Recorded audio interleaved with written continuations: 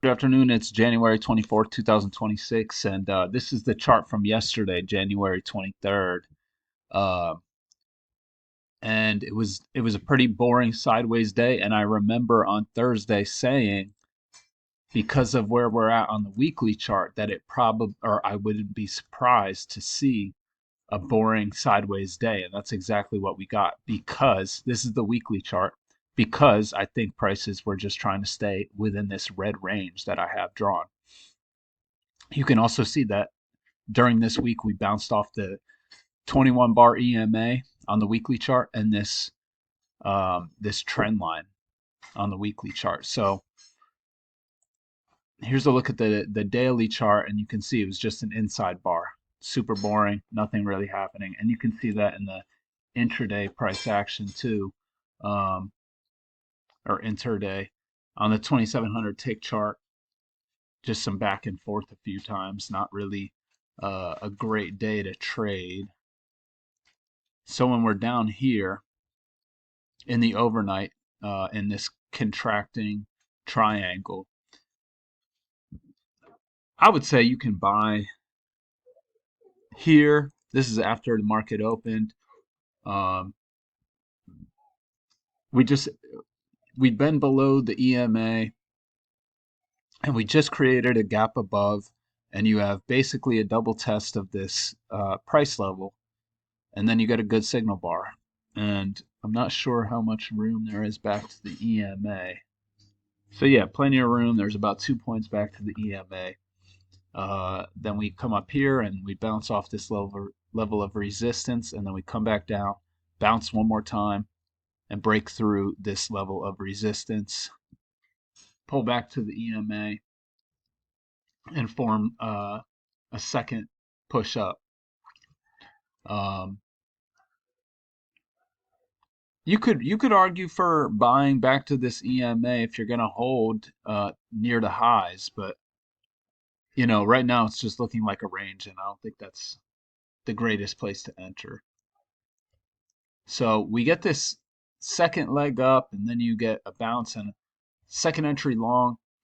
And although this looks like a really good entry, I just don't think you want to do that, because you'd probably be playing the range at that point. Um, but if you are thinking about the average daily range, this is smaller than the average daily range at that point. And that's about an hour after the market opened. So what is this? 69.63 to 69.25. So that's a 38-point range. And I think the past several days have been bigger than that. So we had